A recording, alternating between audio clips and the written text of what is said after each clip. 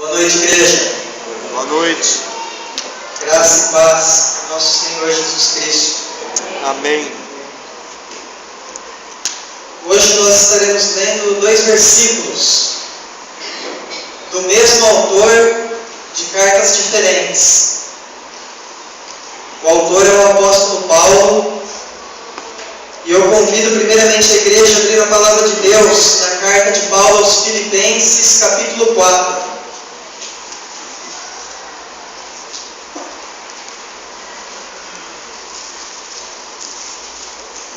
O tema da palavra hoje é entristecidos, mas sempre alegres. Amém. Filipenses 4:4. Diz assim o texto: alegrai-vos sempre no Senhor. Outra vez digo, alegrai-vos. Virando algumas folhas aí da sua Bíblia, em 1 Tessalonicenses, capítulo 5, versículo 16. 1 Tessalonicenses 5, 16. Diz assim o texto: regozijai-vos sempre. Vamos orar. Amado Jesus, nós te agradecemos por tudo que tu tens feito em nossas vidas. Te agradecemos pela liberdade, pelo privilégio que temos de entrar em tua santa presença, glorificar o teu nome. E te agradecemos agora pela tua palavra. Nós sabemos, Senhor Deus, que ela é poderosa para convencer as nossas almas, para nos ensinar e para nos fortalecer. Eu peço, bendito Deus, que tu me uses essa noite. Peço que a tua palavra encontre repouso nos corações que aqui estão, Senhor. Amém. Em nome de Jesus Cristo. Amém. O cristianismo, a história cristã, ela tem uma ligação muito íntima com o sofrimento. O cristianismo sempre andou de mãos dadas com o sofrimento. Basta ver o fundador, Jesus Cristo.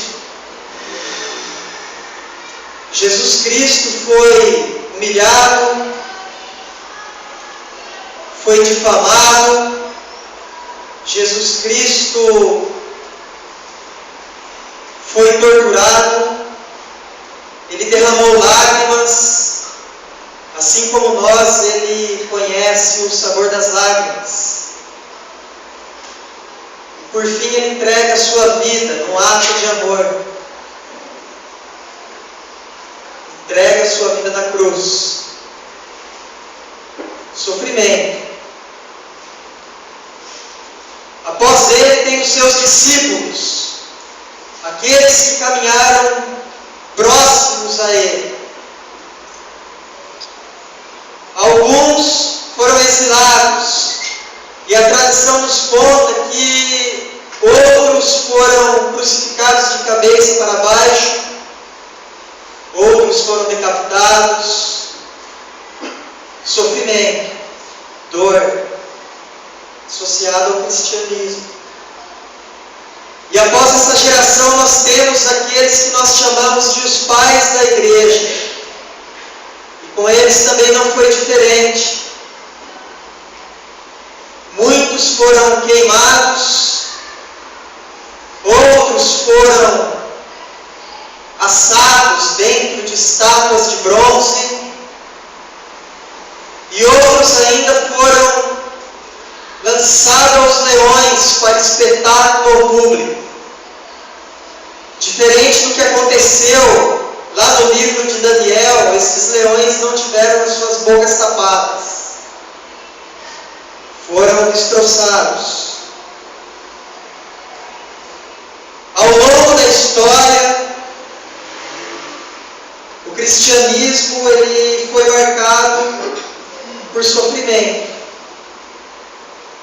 Se nós estamos hoje aqui, se nós temos a Bíblia, e se nós podemos nos chamar de irmãos em Cristo, é porque irmãos e irmãs no passado sofreram, pagaram um preço para que nós pudéssemos estar aqui.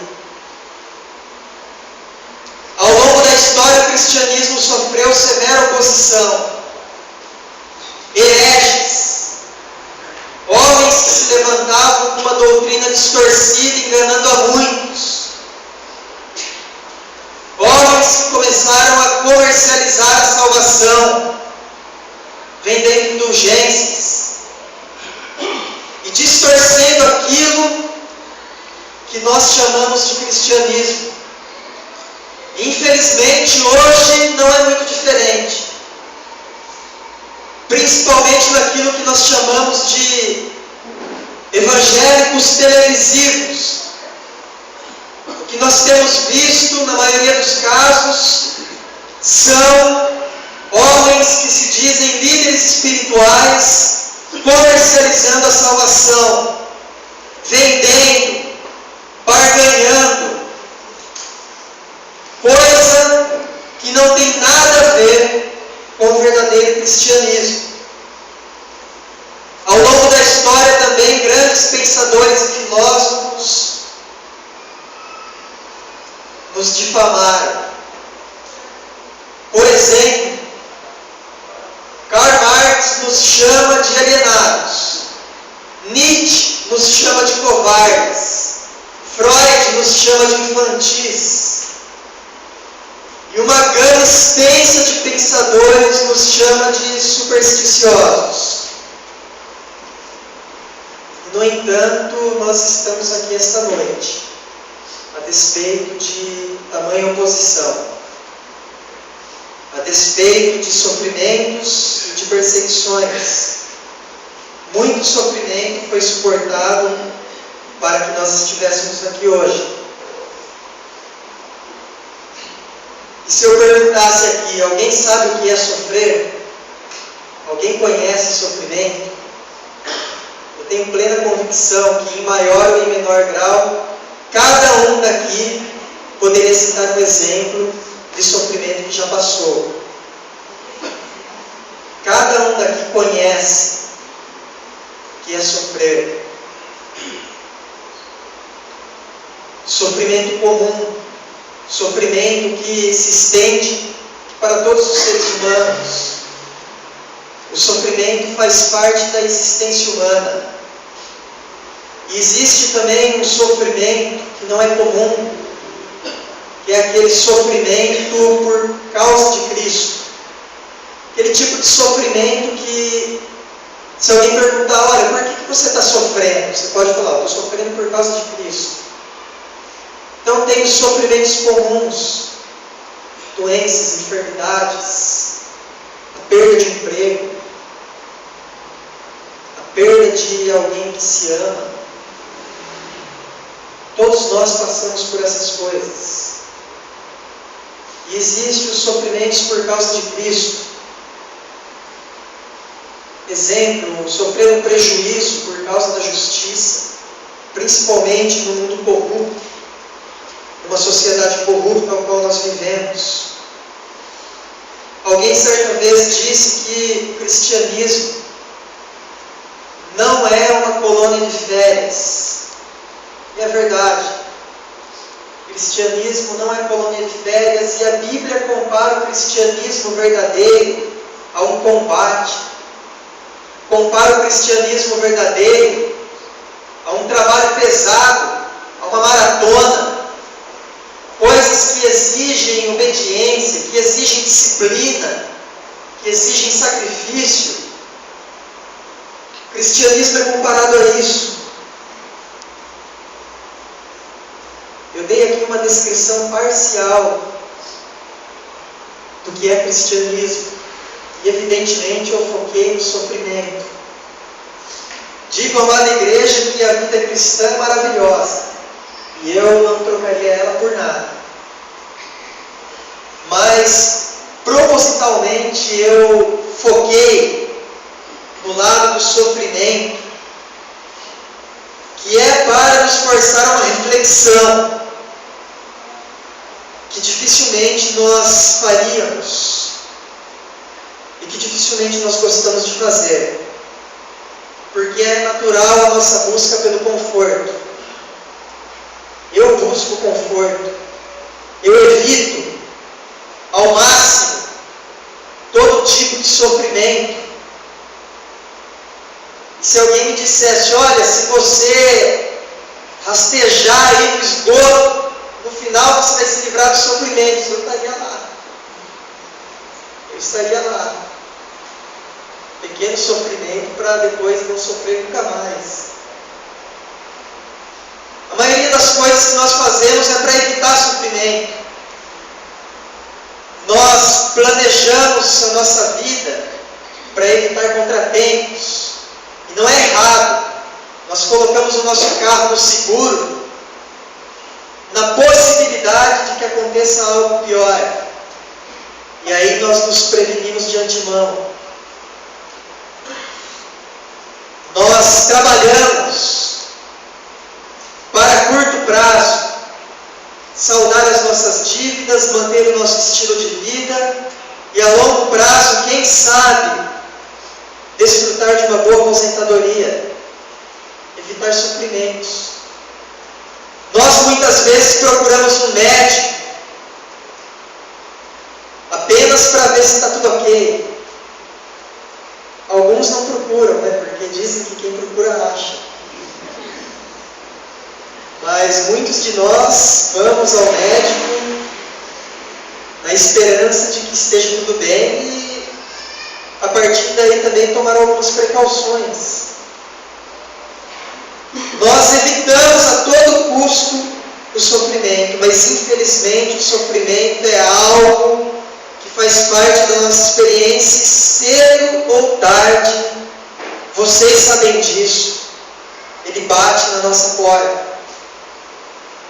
Ele nos chama. E quando ele bate na nossa porta, nós geralmente somos tomados por um sentimento de confusão ou até de frustração.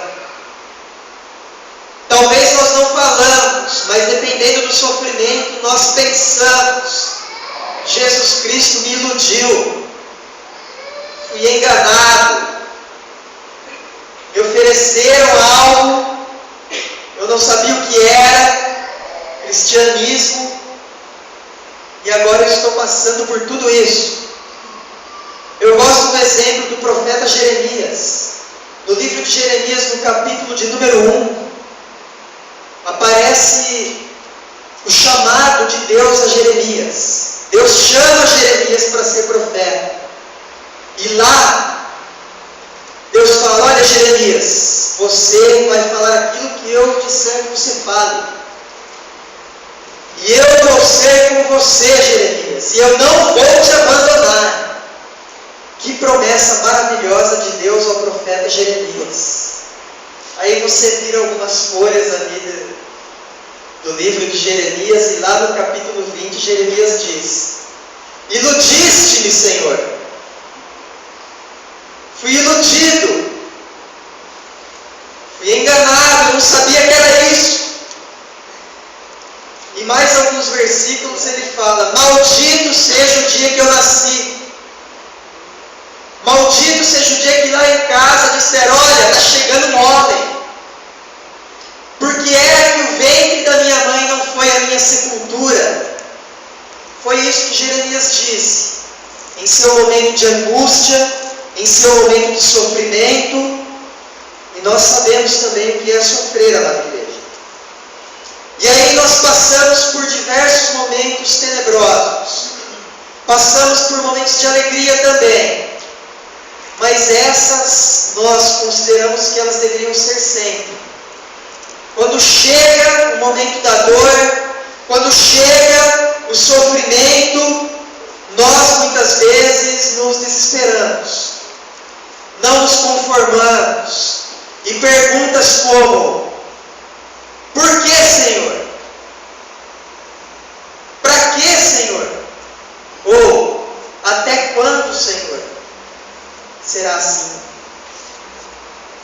Situações que parecem que não vão acabar nunca. E aí você ora, você pede a Deus que Ele te socorra. Em alguns momentos parece que Deus desaparece. Você se sente só. E você se sente angustiado, frustrado. Um sonho que não deu certo. Um plano que foi por água abaixo. E nesses momentos você olha à sua volta. E tudo aquilo que você está pedindo parece que os outros estão conquistando. E você olha para a sua vida e diz, mas por que está tudo dos avessos na minha vida? Por que está tudo de cabeça para baixo? E aí você vai tentar encontrar um consolo na palavra de Deus. De repente você abre a palavra de Deus, às vezes sem até saber o que procurar, e em meio ao seu sofrimento você topa aqui com esta ordem: alegrai-vos sempre no Senhor. Outra vez digo, alegrai-vos. E aí você finge que não leu isso. Você folheia a sua Bíblia. E aí você dá de cara novamente com este versículo: regozijai-vos sempre. Você, em meio à sua dor, à sua tristeza, sofrendo, você se depara com essas ordens: alegrem-se sempre no Senhor, regozijem-se sempre. E aí talvez no ímpeto de ira você diz: se esse sujeito que escreveu essas coisas aqui, se esse louco que escreveu tudo isso soubesse o que eu estou passando, ele mudaria esse texto. Ele não diria isso. Ele não diria para eu me alegrar sempre. Ele não diria para eu me alegrar sempre no Senhor. Ele escreveu isso porque ele não sabe o que eu estou passando. Agora vamos supor que esse sujeito, vamos dizer assim, que este louco estivesse aqui em nosso meio hoje. E nós disséssemos: ele escreveu isso porque ele não sabe o que eu estou passando. E aí a gente, de repente, viria uma mãozinha se levantando assim. Nós perguntássemos: pois não. Olha, muito prazer, meu nome é Paulo, eu sou mais conhecido como apóstolo Paulo, e fui eu quem escrevi isso. E aí nós poderíamos perguntar para esse sujeito: olha, tem certeza que é isso mesmo? Olha o meu sofrimento, olha a minha luta, tem certeza que em meio a tudo isso, você diz para estar sempre alegre, estar sempre regozijando? Você não sabe o que eu estou passando, Senhor Paulo. E aí ele poderia, talvez, até dizer: olha, eu não sei mesmo o que é que você está passando, mas eu posso te contar o que eu passei. E aí ele começaria a contar um pouco da experiência de vida dele. E ele diria o seguinte: olha, eu sou um missionário, volta e meia eu estou indo para um lugar ou outro aí para proclamar a vontade de Deus às pessoas, na esperança de que elas recebam a Cristo em suas vidas. E embora eu seja apóstolo, alguns não me consideram apóstolo. É uma luta convencer as pessoas de que eu sou íntegro. E há tanto enganador me difamando. Bom, mas tudo bem, às vezes eu faço as minhas viagens de barco. 3 vezes o barco afundou. Por 3 vezes em que eu viajei aí de barco, o barco afundou. E eu, Paulo, teve uma vez que eu fiquei um dia e uma noite inteirinha boiando no mar. sem saber o que fazer, esperando a morte. Aí tem mais, quando eu chegava nas cidades, eu ia logo nas sinagogas, naquelas igrejas dos judeus. E lá eu falava o que eu tinha que falar, o pessoal não gostava muito, me colocava para fora. Aí me sobrava praça, eu ia na praça da cidade.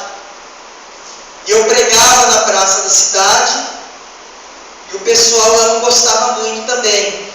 Mas aí eles me espancavam, era comum eu apanhar do povo.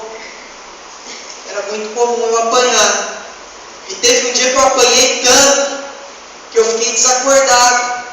E todo mundo pensou que eu estava morto. Eu já apanhei 5 vezes de chibatada. Apanhei 3 vezes de vara. Fui apedrejado. E olha, teve um bando de louco que certa vez disse que não ia nem comer e nem beber até que me vissem morto. E eles fizeram esse juramento de me matar e de não comer e beber até que eu tivesse morto. Talvez se ele estivesse em nosso meio, ele nos contaria esse testemunho de vida dele. E ele poderia dizer, olha, quando eu disse, alegrai-vos sempre no Senhor, eu estava preso, eu estava numa masmorra, gelada, fria, preso. E eu não sei vocês, mas se eu pudesse, eu perguntaria para ele, mas Paulo, você passou por tudo isso, sofreu tanto, e aí você fala que precisa estar sempre alegre. Alegrar-se sempre. Você consegue estar feliz com essas situações que você contou? Eu acredito que ele diria, não, eu não gosto de sofrer. Eu não gosto de apanhar, de levar chibatada. Eu não gosto de ver o navio afundando. Essas coisas não me trazem prazer, eu não sou masoquista. E aí eu perguntaria, então, por favor, explique-se. Explique-se porque eu não estou entendendo onde você quer chegar com isso. E provavelmente ele diria aquilo que está em 2 Coríntios, capítulo de número 6, versículo 10. Entristecidos, mas sempre alegres. Entristecidos, mas sempre alegres. Eu sinto tristeza, mas eu estou sempre alegre. Às vezes eu estou muito triste, sofrendo muito, mas eu estou sempre alegre. É um paradoxo, mas segundo o cristianismo é possível estar triste, é possível estar sofrendo, mas ainda assim ser alegre. Esta alegria ordenada, amada igreja, regozijai-vos sempre, alegrai-vos sempre no Senhor. Ela não é rir de tudo, estar sempre rindo. Poeta já disse certa vez que rir é bom, mas rir de tudo é desespero. Esta alegria perpétua, este regozijai-vos sempre, esta ordem, não é rir de tudo. Não é fingir que não está sofrendo. Não é se apresentar diante de Deus com um sorriso amarelo e falar, olha Deus, está tudo bem, viu? Não é isso, amada igreja. Não é ser hipócrita diante de Deus quando as coisas não estão bem. Não é você gostar de sofrer. não é isso. Mas é possível chorar e estar alegre. É possível sofrer e estar alegre. Rei Davi, no Salmo de número 13, ele começa dizendo assim: até quando, Senhor? Esquecerá de mim para sempre? Quem nunca disse isso a Deus, amada igreja? Em meio ao seu sofrimento. Até quando ocultará de mim o seu rosto? Até quando estarei eu lutando dentro da minha alma? Prestem atenção, com tristeza no coração a cada dia.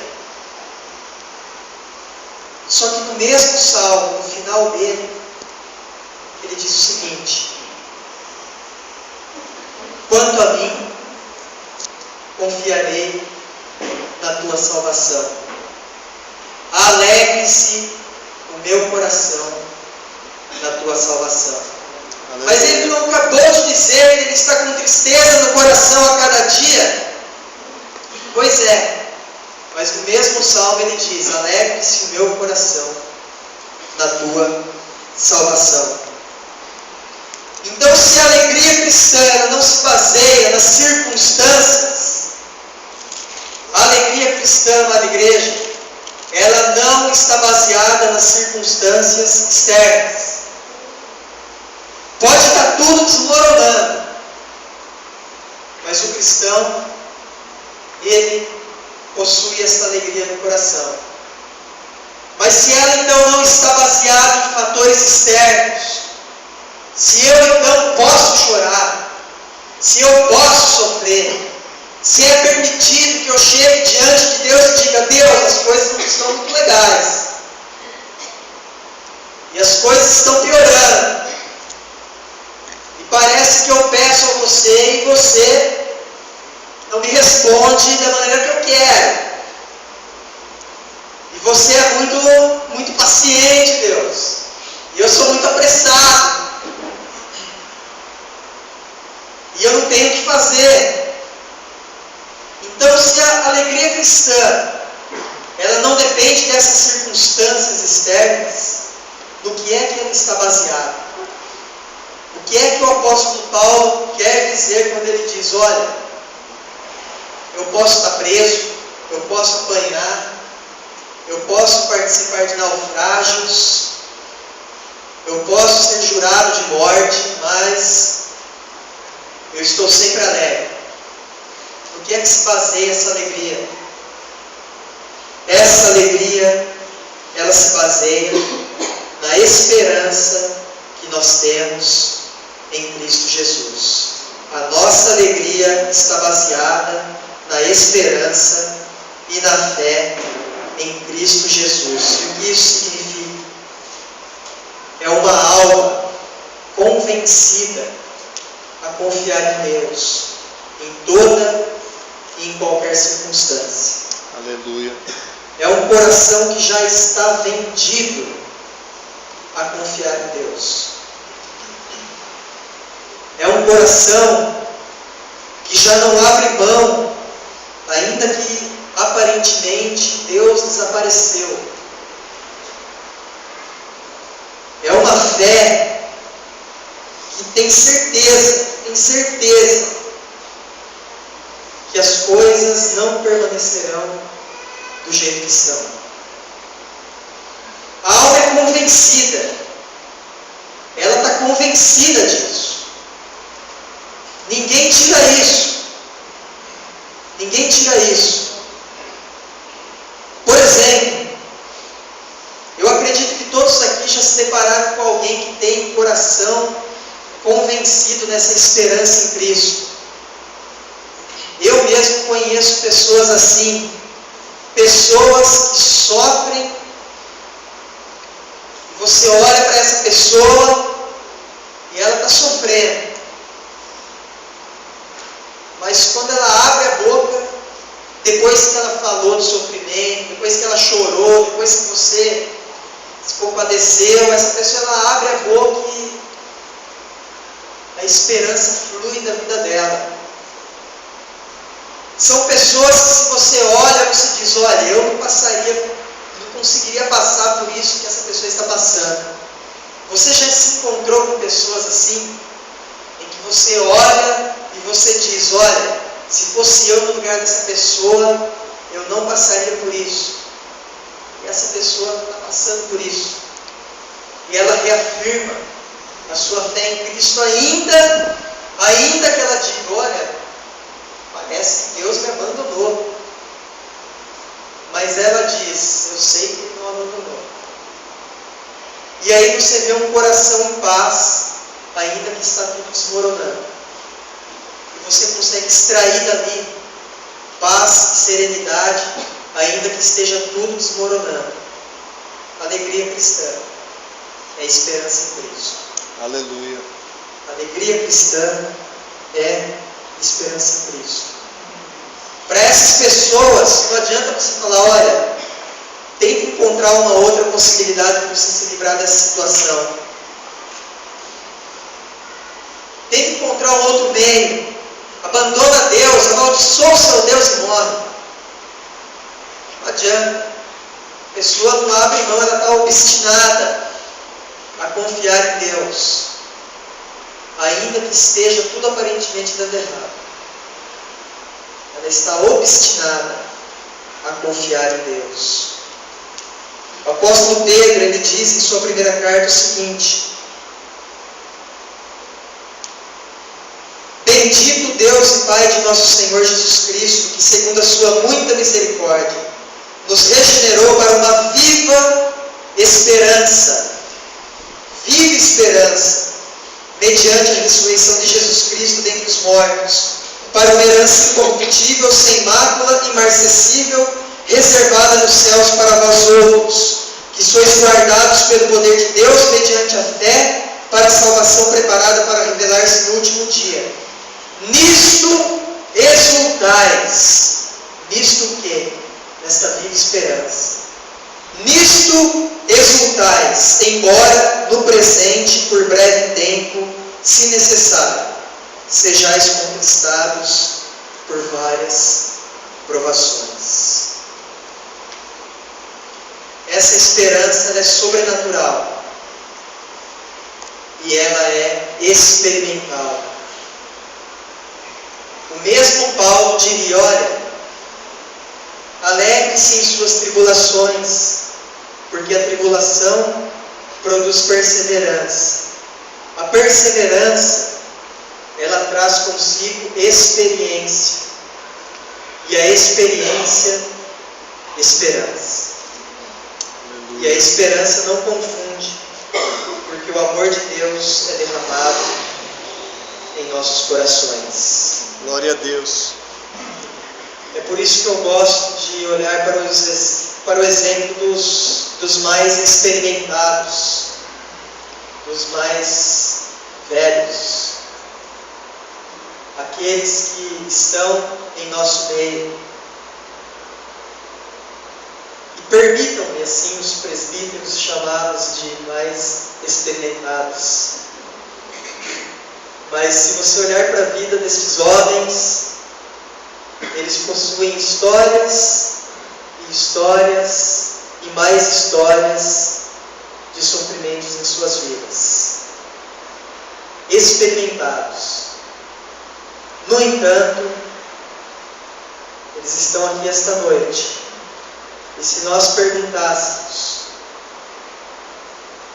vocês já pensaram em desistir de tudo? A resposta seria, e eu digo isso porque eu sei, a resposta seria, já pensei. Já pensei. Por que não desistiram? Por que estão aqui? Por que estão caminhando firmes? Talvez, permitam-se dizer esses meus pais na fé, talvez eles dissessem, não tem uma explicação fácil, mas eu sinto paz em Deus e Ele sempre me sustenta. Deus nos sustenta em meio às nossas crises, amada igreja. Que nós olhemos para esses exemplos de vida homens e mulheres experimentados, que já passaram por tudo nesta vida e ainda assim não abriram mão da esperança em Cristo. Esperança essa que nós aguardamos em parte, mas nós a temos agora também. Por isso é possível, em meio à sua dor e ao seu sofrimento, estar em paz com Deus, ter alegria. Ter alegria. E é esta alegria que a Bíblia exige de nós, porque ela não vem de nós, ela vem de Deus. Amém? Amém. Deus abençoe a amada igreja, vitoriosa apesar dos pesares. Que Deus fortaleça a amada igreja, que pode sofrer, que pode passar por tribulações, mas que ainda assim conhece a verdadeira alegria que o mundo não pode tomar, a verdadeira paz que o mundo não pode roubar. Amém? Amém. Louvado por essa palavra que caiu como um bálsamo sobre a nossa vida, uma palavra de conforto. Quando o André estava terminando a pregação, eu estava lembrando de quando o Senhor disse para Paulo: olha, minha graça te basta, alegre-se com a minha graça. Isso é para nós também, irmãos. Aliás, o salmista disse que a graça do Senhor é melhor do que a vida. Que a graça e a paz do Senhor Jesus Cristo, o amor do Pai e a comunhão do Espírito Santo permaneçam sobre cada um, em nome de Jesus. Amém? Dê um abraço a quem está mais próximo.